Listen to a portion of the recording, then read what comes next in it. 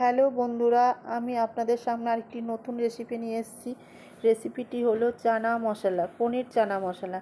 এর জন্য আমি সিদ্ধ ছোলা, কাজু, ধনে, এলাচ, কিছু পেঁয়াজ কুচি, আদা কুচি, রসুন কুচি, ধনেপাতা কুচি আর নিয়েছি ছাই গরম মশলা, চানা মশলা আর কাশ্মীরি লঙ্কার গুঁড়ো। এবার আমি উনানে কড়াই দিয়ে দিলাম। কড়াইতে আমি একটু সাদা তেল নিয়েছি, আপনারা সর্ষের তেলও নিতে পারেন। এবং এইবার পনিরটিকে আমি আস্তে আস্তে করে ভেজে নেব। আমার পনির ভাজা হয়ে গেছে এখানে। এবার আমি এগুলোকে তুলে নিয়ে, এখানে একটু তেল বেশি আছে, আমি একটু তেল কমিয়ে নেব। নিয়ে ওই কড়াইতেই আমি পেঁয়াজগুলো দিয়ে দেব আর কেটে রাখা আদা কুচি, রসুন কুচি, ধনেপাতা কুচি আর যে মশলাটা, গোটা মশলা নিয়েছিলাম, কিছু কাজু নিয়েছিলাম, সেগুলো সব আমি এর সাথে দিয়ে দেবো। দিয়ে নেড়ে চেড়ে একটু ভেজে নেব। একটু লাল লাল করে ভাজা হলে নামিয়ে রাখবো।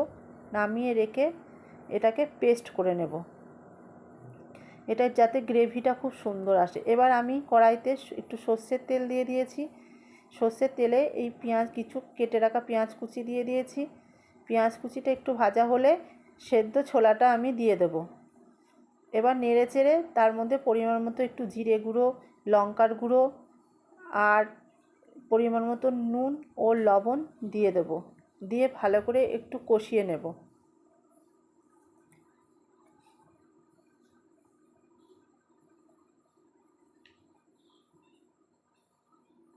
কষানো হয়ে গেলে এবার আমি যেটা মশলাটা করে রেখেছিলাম পেস্ট, ওই পেস্ট মশলা করাটা আমি দিয়ে দিলাম। মশলাটা কষানো হয়ে গেলে এবার আমি এখানে একটু কাশ্মীরি লঙ্কার গুঁড়ো দিয়ে দিয়েছি, যাতে কালারটা খুব সুন্দর আসে। তারপরে ভালো করে একটু নেড়েচেড়ে নেব। নেড়েচেড়ে নিয়ে আবার এখানে আমি চানা মশলাটা দিয়ে দেবো। চানা মশলাটা দিলে খুব সেন্ট হয় আর খেতেও সুস্বাদু লাগে। চানা মশলাটা দিয়ে আমি একটু নেড়েচেড়ে নেব। নিয়ে এখানে আমি পরিমাণ মতন একটু জল ঢেলে দেব। বেশি জল দেব না, একটু গ্রেভি গ্রেভি করব, এর জন্য আমি অল্প করে জল দেব।